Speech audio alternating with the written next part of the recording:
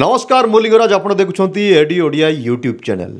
ओडिशार जातीय सीमा ठारू 30 किलोमीटर पाखापाखि थिबा समस्त चर्च घर एवं मस्जिद गुड़िक भंगा जीव। एटा गृह मंत्री अमित शाह सीधा आदेश अटे। गुजरात राजस्थान परी भारत में 17टी राज्य को गृहमंत्री अमित शाह आदेश देइछंती जे जेते सबु बॉर्डर अंचल गुड़िक भारतर जातीय सीमार 30 किलोमीटर पाखापाखि थिबा प्रत्येक चर्च घर एवं मस्जिद गुड़िक भंगा जीव। ओडिशार जातीय सीमा ठारू 30 किलोमीटर मध्यरे थिबा बेआईन धर्मानुष्ठान गुड़िक तुरंत उच्छेद करबा पई आसीछि निर्देश। राजस्थान गुजरात समेत 17टी राज्य को यह निर्देश दिया जायछि। ए निर्देश केंद्र स्वराष्ट्र मंत्रालय रु दिया जायछि। स्वराष्ट्र मंत्री अमित शाह ए निर्देश दैथिबा जणा पड़िछि, जहाकु नि एबे चर्चा जोर धरिछि। कुआडे मस्जिद गुड़िकरू चर्च घररू भारत पई विपद सृष्टि होउछि। भारत रे अनुप्रवेशकारी माने आसी ए समस्त करूछंती। किए कोटी कौन कला तार सटीक तदंत न करी एही प्रकार पदक्षेप जदि अमित शाह नेबे ताहले तो बहुत गुरुत्वपूर्ण कथा, बहुत दुखर कथा। जेमिति मलेरिया रोग रे जदि मनीष मरिले सीधा समस्त मशांग को ही जेल रे पुरेवा कथा। तो कुहा जाए कुआडे भुवनेश्वर रे 140टी चर्च घर गड़ी उठिछि एवं 25टी मस्जिद गड़ी उठिछि। भारतीय जातीय सीमा को लगी रहितिबा राज्य गुड़िकरे अनेक अण भारतीय आसी रहिछंती, अनुप्रवेश और परे बासिंदा होइछंती। विशेष करी सीमा ठारू 30 किलोमीटर भितरे समाने बसती करी तांकर धर्मानुष्ठान बेआईन भावे गढ़िछंती। ताहारे आढुआळ रे चलिछि सब प्रकार बेआईन काम। केउंठी अस्त्र शस्त्र रखा जाइछि तो आउ केउंठी होछि धर्मांतरण। पूरा स्थिति को गंभीर करदेलेनी। भारतर सीमा केवल असुरक्षित नुहे, आभ्यंतर ओडिशा मध्य असुरक्षित होई पड़िछि। केवल ओडिशा नुहे, राजस्थान गुजरात आसाम पश्चिम बंग आंध्र प्रदेश त्रिपुरा भली 17टी राज्यर स्थिति गंभीर होइछि। अनुप्रवेश परे बासिंदा पालटि जाई बेआईन धर्मानुष्ठान गढ़ा जाइछि। जदि ओडिशा कथा देखिबा तेबे समुद्र कूल बस्ती गुड़िकरे शह शह चर्च और मस्जिद निर्माण होइछि। सहरांचल रे मस्जिद भरी गलानी। ए सब अन्यून 20 वर्ष मध्यरे बढ़िछि। पूर्वरु ए सब नथिला। ओडिशा रे रहुथबा मुसलमान और ख्रिस्टियान माने निज निज अंचल रे धर्मानुष्ठान करिसंती और ताहा बहु पुरातन। मात्र बे 20 वर्ष मध्यरे भुवनेश्वर रे 140 रु अधिक चर्च, 25 रु अधिक मस्जिद गढ़िलानी।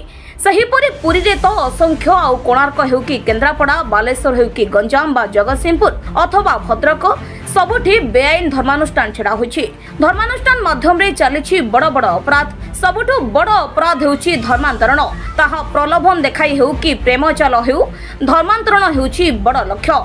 एहा व्यतीत अपराध और हिंदू विरोधी हिंसा को व्यापक करिबा ए सबुर रिपोर्ट स्वराष्ट्र मंत्रालय पाइछि। तबे एही चर्च गुड़िक मस्जिद गुड़िक को केमिति बछा जीव, किए कौन किए अनुप्रवेशकारी, किए देशद्रोही, तो आपण माने भल भाव जानिछंती। अन्य प्राय राज्य गुड़िकरे धर्म परिवर्तन विरोधी कानून गुड़िक बनई दिया जाइछि। से कानून को व्यवहार करी मिसयूज मध्य तार करा जाइछि।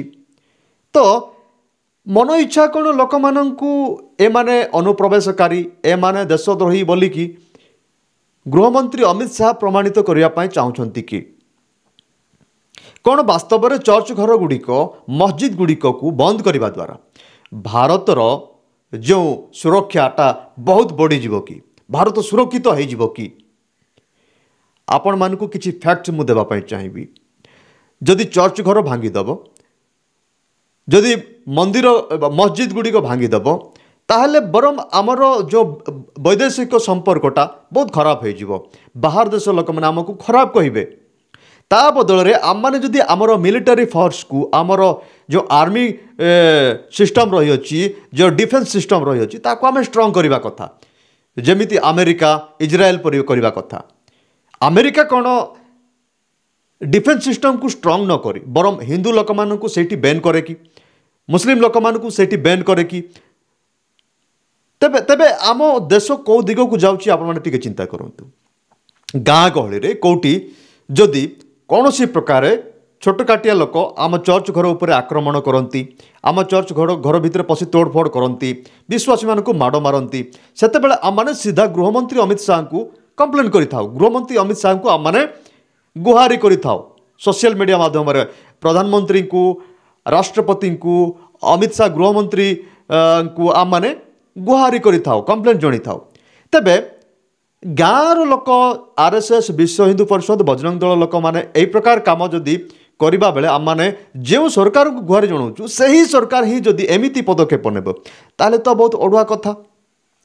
କ'ଣ ଭାରତକୁ ସାଉଥ କୋରିଆ ବନାଇବା ପାଇଁ ଚାହୁଁଛନ୍ତି କି? କେମିତି ଜାଣିବେ ଯେ କେଉଁ ଖ୍ରୀଷ୍ଟିଆନ ଲୋକମାନେ କେମିତିକା ଲୋକ, କିଏ ଦେଶଦ୍ରୋହୀ, କିଏ ଆତଙ୍କବାଦୀ?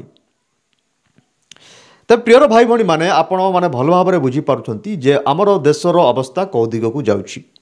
ଆମ ଦେଶରେ ଯେଉଁ ସିଚୁଏସନ୍ ହେଉଛି, ଯେଉଁ ପ୍ରକାର ଭାବରେ ଆମର ଦରଦାମ ବୃଦ୍ଧି ହେଉଛି, ଯେଉଁ ପ୍ରକାର ଭାବରେ ଏଜୁକେସନର ଅଭାବ ରହୁଛି, ଯେଉଁ ପ୍ରକାର ଭାବରେ ଆମମାନଙ୍କୁ ଦରିଦ୍ରତା ମଧ୍ୟକୁ ଠେଲି ଦିଆଯାଉଛି, ସେହି ସମୟରେ ଏହି ପ୍ରକାର ପଦକ୍ଷେପ ଗୁଡ଼ିକ ଆମମାନଙ୍କୁ ଭୁଆଁ ବୁଲେଇ ମୁଦ୍ଦାରୁ ହଟେଇବା ଗୋଟିଏ ପ୍ଲାନ୍ ଅଟେ।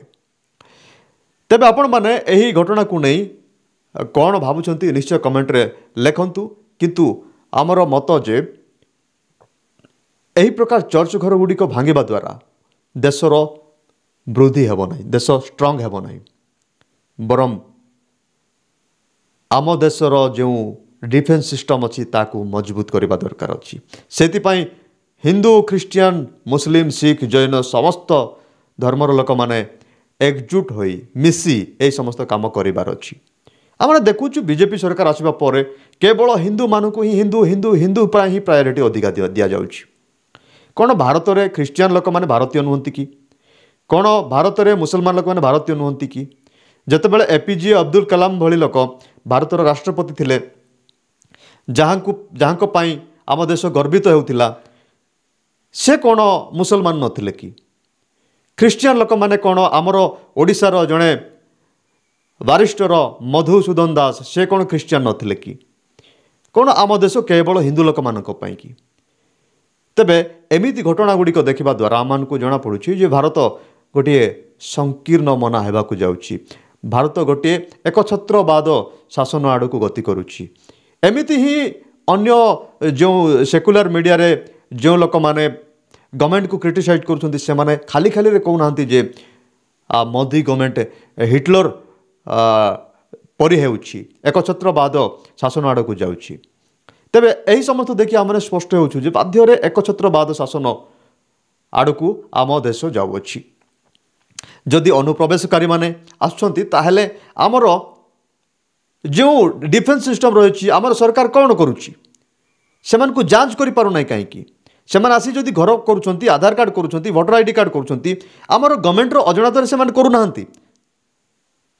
तबे सेमानु को आधार कार्ड कर दउछन्ति, वोटर आईडी कार्ड कर दउछन्ति, सेमान को रहया पई घर द्वारा दउछन्ति, किंतु एपटे चर्च घर एवं मस्जिद को भांगी देई भावुछन्ति आमे देशर सुरक्षा करिबु, जहाँकि बहुत दुखर विषय, निंदार विषय अटे।